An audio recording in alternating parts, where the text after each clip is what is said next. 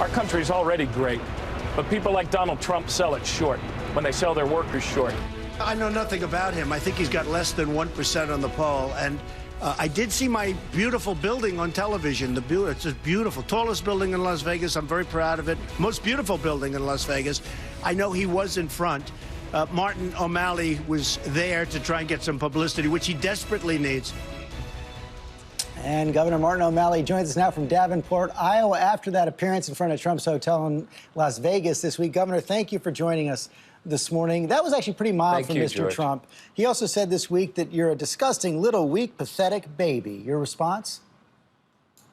My response is I'm not going to get into a name-calling debate with Mr. Trump, but I do take great exception to the hateful language that he uses with regard to whole groups of new American immigrants. And I also have a great deal of disagreement with the economic policies he espoused, which are good for billionaires, but bad for working people, including those folks working at minimum wage at his hotel that he will not even allow to have the right to be heard and to bargain collectively for better wages. The biggest challenge in our country right now, George, is how do we get wages to go up again for Americans instead of down? 70% of us are working harder but not getting ahead. And that's not the way our country's supposed to work or our economy's supposed to work. And Mr. Trump's policies are absolutely the wrong sort of policies that would perpetuate this sort of wage stagnation. You think he's got any chance of being the nominee? Excuse me? Does Donald Trump?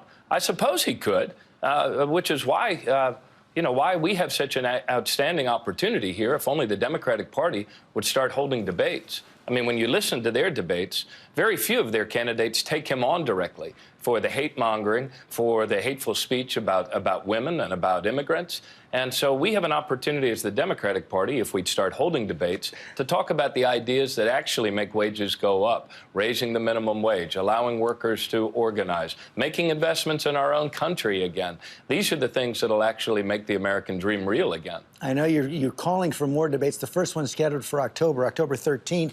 But I wonder what kind of case you're going to make over the course of those debates. Your Iowa co-chair, George Appleby, actually said a little bit back that the major factor in this nomination fight is going to be age. He said, I don't think we're going to go back to someone much older, whether that's Bernie Sanders, age 73, Hillary Clinton, 67. Do you agree that's going to be a major factor, and is that a case you're going to make?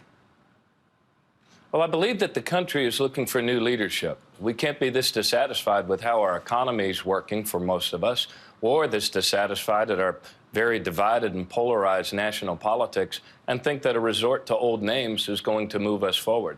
So I am in Iowa today. I've now visited 30 of the 99 counties, and we're getting a very strong response on the ground from those activists who actually make the decision in the caucuses. And the phrase I hear over and over again, George, is the phrase, getting things done. There are many fine candidates in the Democratic Party who espouse progressive goals and values and will make progressive promises. But I'm the only one in our party who has 15 years of executive experience actually getting these things done, actually passing a living wage, passing the DREAM Act, passing marriage equality, creating an economic environment that the U.S. Chamber of Commerce called the #1 state in America for innovation and entrepreneurship.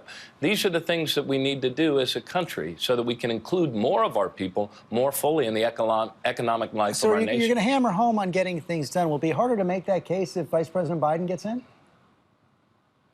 I would, I have a great deal of respect for Vice President Biden. He's a very, very good and decent man. It would be nice to have at least one more lifelong Democrat in the race. And I think his wisdom, I think his experience would add much to this Democratic conversation. Is that a shot at Bernie Sanders for being part of the Socialist Party? No, it's a compliment to Vice President Biden for also being a lifelong Democrat. Okay, one other try about Hillary Clinton. You have said that this whole issue of emails is a distraction from the campaign. You've refused to take it on so far. But I want to show you some poll numbers that came up this week from the Quinnipiac poll from key states of Florida, Ohio, and Pennsylvania. They were asked, is Hillary Clinton honest and trustworthy? 60% in Ohio said no, 64% in Florida, 63% in Pennsylvania said no. You just heard Scott Walker say Hillary Clinton would be the deceiver in chief. Do you believe she is honest and trustworthy? This is why, George, we need to have debates, because so long as our Democratic Party is not talking about the issues that matter most around the kitchen table, the only question that will be asked every day, and it's a legitimate question, by media people like yourself or by the Republicans, are questions about Hillary Clinton's emails. Those are questions that I will leave to her and to her lawyers to answer. But as a party, we need to wake up. And we need to start having debates about the issues that really matter, like making college more affordable for more families, making wages go up and not down, making the investments that allow us to move to a 100% clean energy future as a nation so we can square our shoulders to the challenge of climate change. Until we start having debates and offering those ideas that move our country forward, we're going to be bogged down in questions of what did Hillary Clinton know and when did she know it? And we cannot allow our party to be branded by those sorts of questions of the past. We have to look to the future, and we have to offer the ideas that move our country forward for the future. Real quick, that's why these debates are so important. Do you think you can convince the DNC to add more debates? I think the DNC will become convinced as they look at the poll numbers that you just put up there that we're really hurting ourselves by not putting forward the ideas that serve our national interests. The new ideas and the new generation of leadership that people are looking for is going to be found in the Democratic Party, not the hate mongers of the Republican Party. We need to offer these ideas. Governor O'Malley, thanks for your time this morning. Thank you, George.